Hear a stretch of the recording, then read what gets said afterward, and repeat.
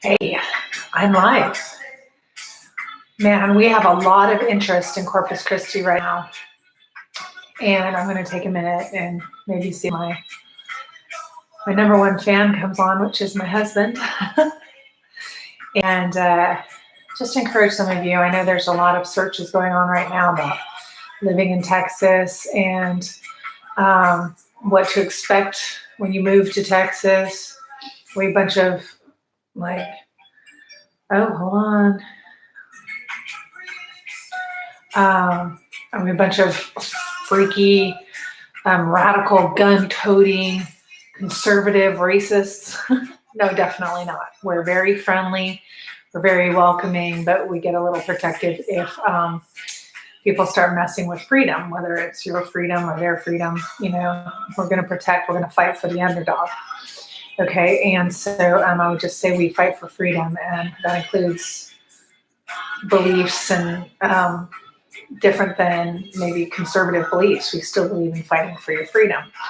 So I would say I'm going to give you a little background. I grew up in Northern California on the other side of San Francisco in Marin County, on the other side of the Golden Gate Bridge. And it's just, and then I lived in Hawaii for 16 years, and moving to Texas was like a huge cultural shock for me. And it was just a totally different culture. Like I just wasn't used to it. Okay. And for example, yes, most people go to church, but maybe a lot of them don't really believe in it, but it's the culture. A lot of people have guns, but they're not weird freaks like I thought they were. And, like where I grew up, it was like weird if someone had guns, like it's just getting to know people and understanding their mindset. And of course I've gotten older as well. So I've always been one who was 100% willing and ready to change my opinion or change my beliefs or whatever, as long as I could substantiate what was being told to me. And so anyway, I would just say there's greater freedom here to share ideas, although it's kind of changing a little bit right now. But anyway, moving here, there's so much to offer. It's a huge state, right? So you can go to the hill country, you can go to the woodlands, you can go to, you can go Houston, you can go Dallas, you can go San Antonio, there's Austin, there's just so many places you can go here. And so you need to do your homework. There's rivers, there's lakes, there's oceanfront, there's, we're surrounded by water here in Corpus Christi. So I'm going to share mostly about what to expect when moving to Corpus Christi and Houston, because that's our market, and my husband's market, where we help people buy and sell real estate. And but it also applies to Texas, okay, as far as how we kind of do things. But different counties, different locations can potentially do things a little differently, okay? So that's what I want to help you understand.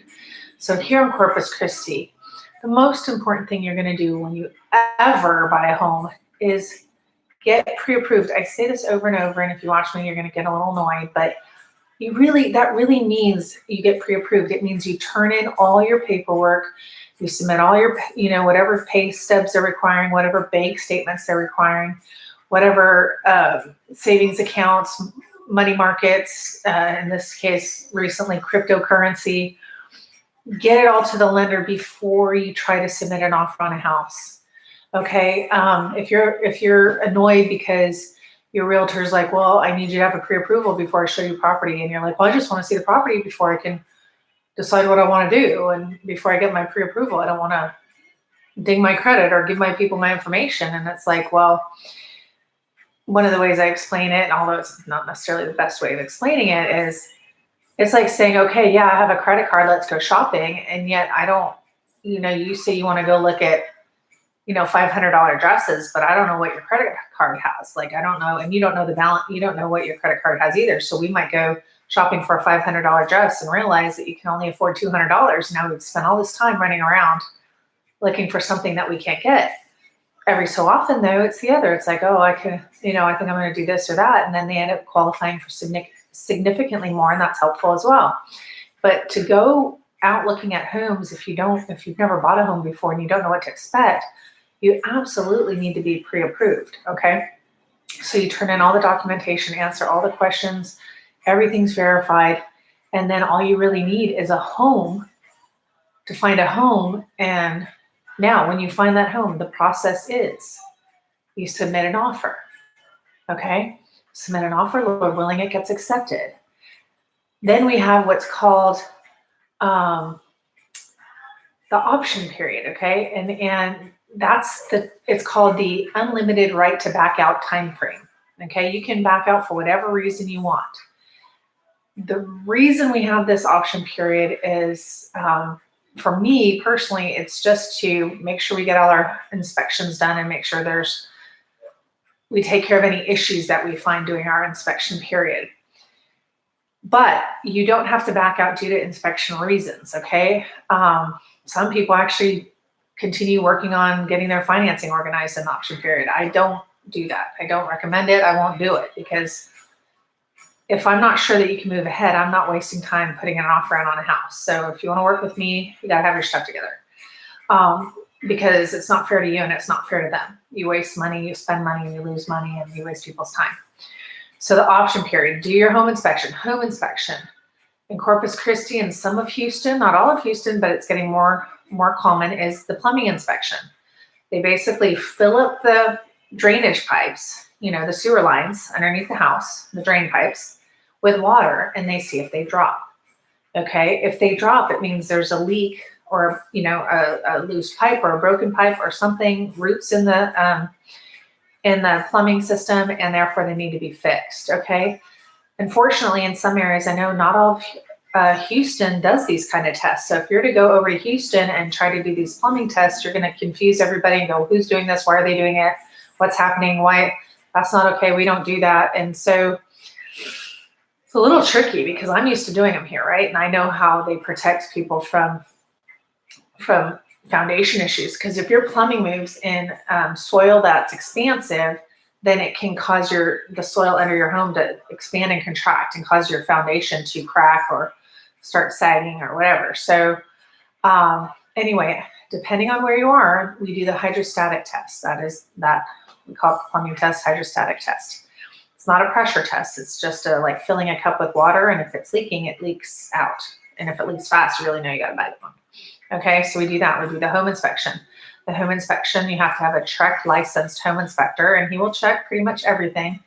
He will tell you to have the HVAC, the air conditioning, heating units, inspected by a professional HVAC guy, just because it's a liability thing. Well, I'm not a licensed HVAC guy.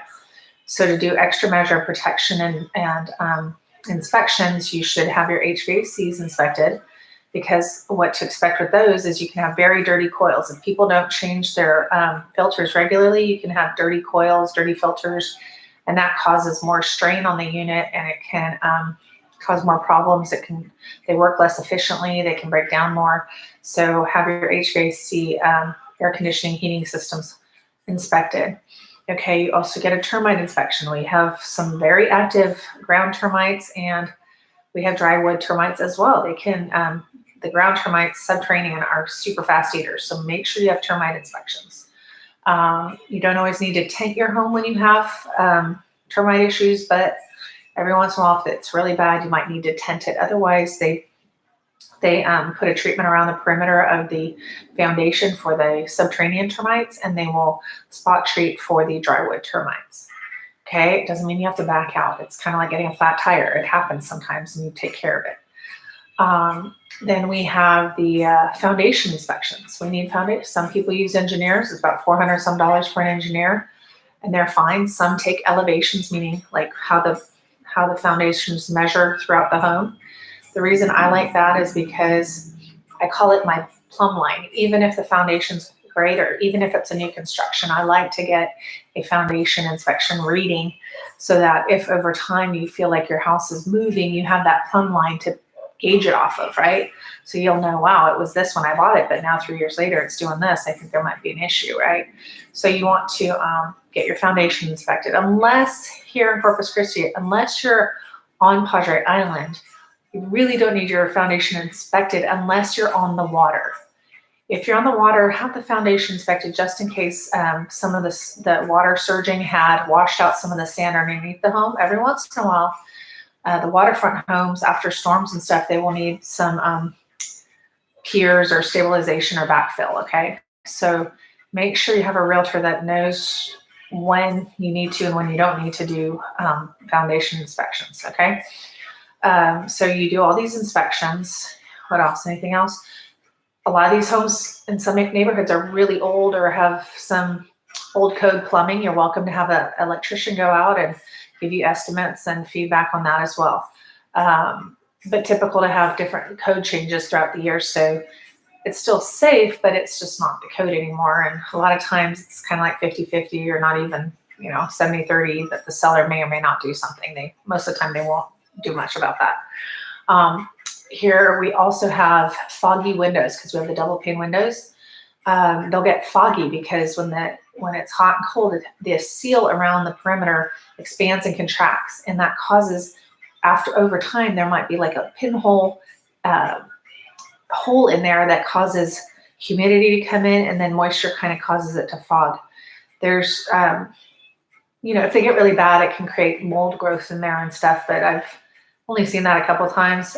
It's not a deal breaker. It's not a 911, but it looks kind of bad when it gets rough.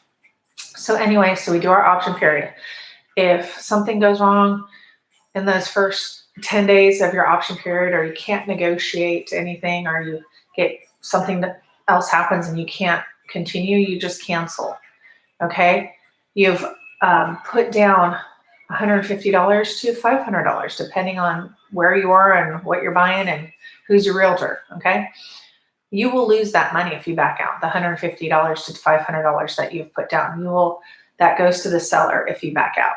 Now, the deposit that you put down as earnest money, okay, goes to the title company, and they hold it as earnest, meaning when you buy a house, let's say you're buying a $200,000 house, I usually like to do 1% earnest money. So I'll say, okay, we put $2,000 in earnest, meaning I'm putting that $2,000 down to show my earnestness, my sincerity, and my commitment to this contract. If I cause you harm and breach, meaning break our agreement against the terms, not like if I need to back out during my option period or my financing falls out in 21 days because something surprising come up or whatever.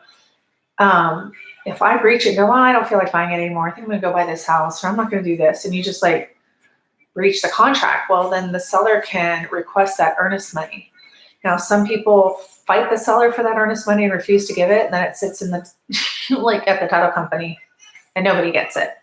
But can go either way. Sometimes the seller gets it back. Sometimes the seller feels bad for the buyer and they give it to the buyer, even when they don't have to. So, but by the contract, if let's say your time to get your financing secured is 21 days and your appraisal, or something happens after that, like they realize that your credit was low or you bought a car, then, you can lose that earnest money because you breached your contract and it was past your financing protection period. Okay. What else, babe? Then we ramp up, we get ready to close. It's going to hurry up and wait. We get that financing period done. We get the appraisal in. And if the appraisal is short, now we have if it's FHA or VA, you have a protection automatically in the third-party financing addendum. We have an addendum that describes your financing.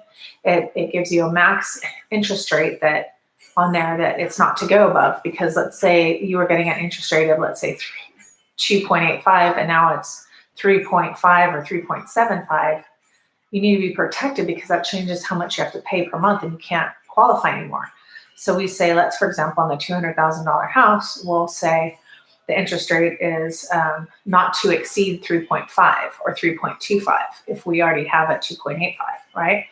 Because if it goes above that, then I can no longer get my financing. It takes my payments up too high.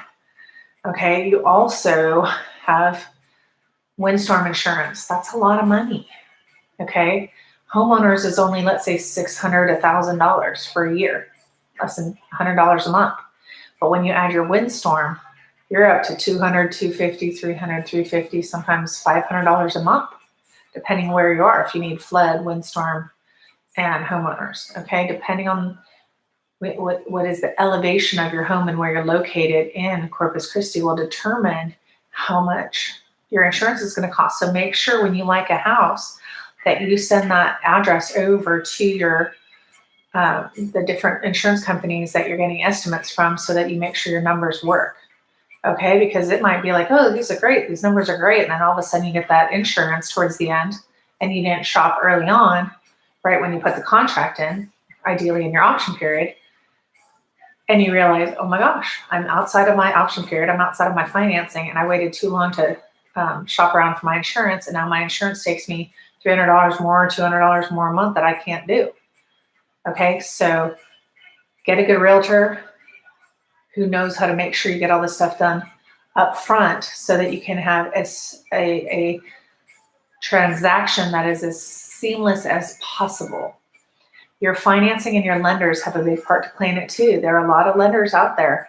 And unfortunately, you might like the lender. I would say they're kind of like the face, the secretary. But when it gets past them to the underwriting team and all the people running the numbers and putting everything together, it might be a nightmare of a process, okay? And so I know countless lenders that are very good and have a very smooth and seamless process, unless it's tricky, but for the most part, I know that their underwriting, they know what they're doing, they know how to package your loan, they know their underwriters are organized and timely, and there's minimal drama, okay? So if you come here, I'm gonna give you the name of 2, 3, 4 lenders, and you can use whoever you want, whether they're the ones I suggest or the ones that you choose, because I'm here to protect you. And even according to my training, I'm supposed to give you multiple lenders or tell you to find multiple lenders in order to protect you, make sure you get the best deal possible. Okay, so anyway, you've got to get your, option period. You've got to get an option check-in within 3 days. If you escrow on a Friday, you got to get it in by Monday. Okay, if you escrow on a Friday, you have to get your earnest money in by Wednesday. Okay, because it goes business days for earnest. It goes the next business day. Okay, so obviously you can't turn in your earnest money to the title company on a Saturday. Okay, so if we escrow on Friday, we should have it in by Tuesday, actually, sorry. So make sure you know all these questions. Don't take it lightly. Because it creates a lot of stress, and you could potentially lose your home if you're in default by not providing these checks or these monies right away. Okay, so be informed, have a realtor that knows how to help you succeed, and make sure you have a lender that's awesome, because otherwise it's not going to be fun. Okay, have a good day.